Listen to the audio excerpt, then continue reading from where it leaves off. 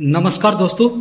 जब भी हम स्टैटिस्टिक्स या बायो स्टैटिस्टिक्स को पढ़ते हैं, जो स्टूडेंट होते हैं उन्हें अक्सर कई बार इस सब्जेक्ट में एक टॉपिक है जो काफ़ी परेशान करता है।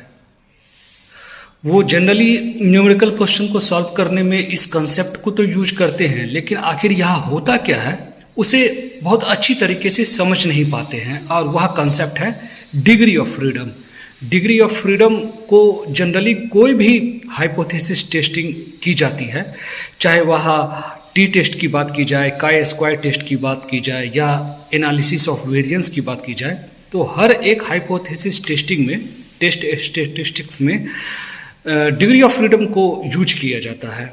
लेकिन यह degree of freedom generally n-1 या n-2 इस तरीके से कैलकुलेट करके हम क्वेश्चन तो सॉल्व कर लेते हैं, लेकिन आखिर इस n-1 का मतलब क्या होता है या n-2 हम क्यों कर रहे हैं, इस बारे में स्टूडेंट जनरली समझते नहीं है। तो आज के इस डिस्कशन में समझने की कोशिश करेंगे कि आखिर डिग्री ऑफ फ्रीडम होता क्या है। जहाँ तक डिग्री ऑफ फ्रीडम की डेफिनेशन की बात है, तो आप साथ में स्लाइड पर देख पा रहे होंगे कि डिग्री ऑफ फ्रीडम की यहाँ पर डेफिनेशन लिखी गई है। मैं इसको पढ़ूंगा और समझने की कोशिश करेंगे कि आखिर यह डेफिनेशन क्या बताने की कोशिश कर रहा है। तो डिग्री ऑफ फ्रीडम का जो पहला डेफिनेशन है वह यह है कि the number of independent pieces of information available to estimate another piece of information. तो यह पहला डेफिनेशन है।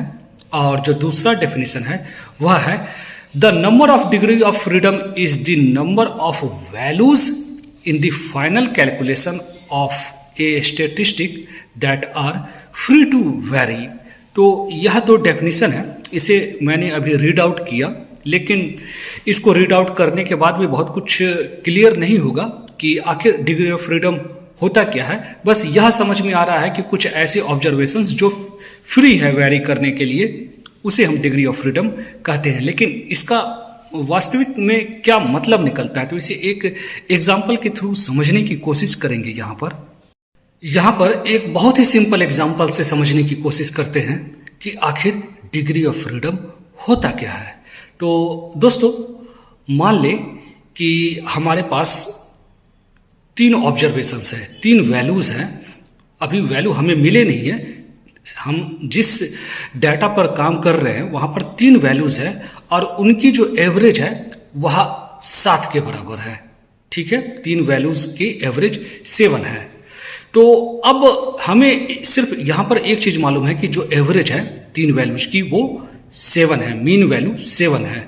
अब जब हम पहले वैल्यू को यदि हमें चूज करने के लिए दिया जाए, तो क्या पहले वैल्यू के लिए हमारे पास फ्रीडम है कि हम कोई वैल्यू चूज कर ले?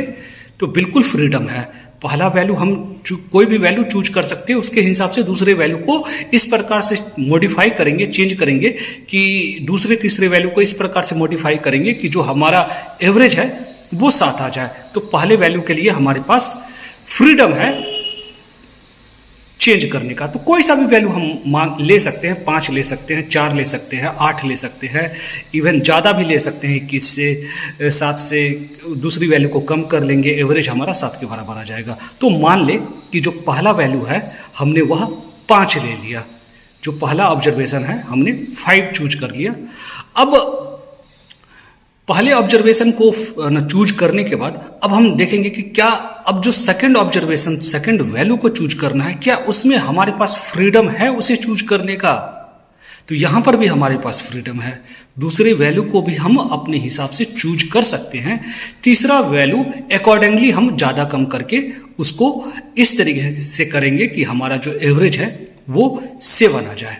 तो हमारे पास यहां पर 2 वैल्यू को चूज करने का फ्रीडम है, हम अपने हिसाब से कोई भी वैल्यू चूज कर सकते हैं। तो दूसरा वैल्यू मान ले कि हमने 9 चूज कर लिया, तो पहला वैल्यू 5 हमने चूज कर लिया, जो दूसरा वैल्यू है उसे हमने 9 चूज कर लिया।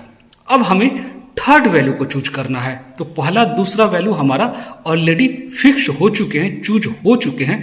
थर्ड वैल्यू के लिए क्या हमारे पास फ्रीडम है कि हम कोई भी वैल्यू ले ले? तो नहीं, यहाँ पर अब हमारे पास फ्रीडम नहीं है कि हम कोई भी वैल्यू ले ले।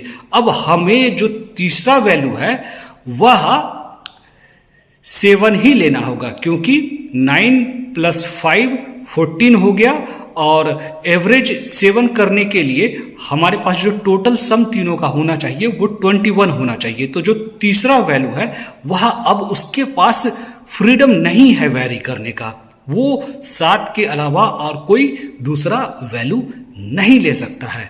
तो दोस्तों यहाँ पर आपने देखा कि इस कंडीशन में जब हमारे पास 3 ऑब्जर्वेशन थे और एक हमारे पास मीन वैल्यू हमें शुरू में ही दे दिया गया था, तो इस कंडीशन में हम 2 वैल्यू को चेंज कर सकते हैं। वहां पर हमारे पास फ्रीडम है वेरिएशन के, तो यहां पर जो डिग्री ऑफ फ्रीडम है वो हमारे पास 2 का है। 3 हमारे पास ऑब्जर्वेशन है लेकिन 2 वैल्यू को हम वेरी करवा सकते हैं।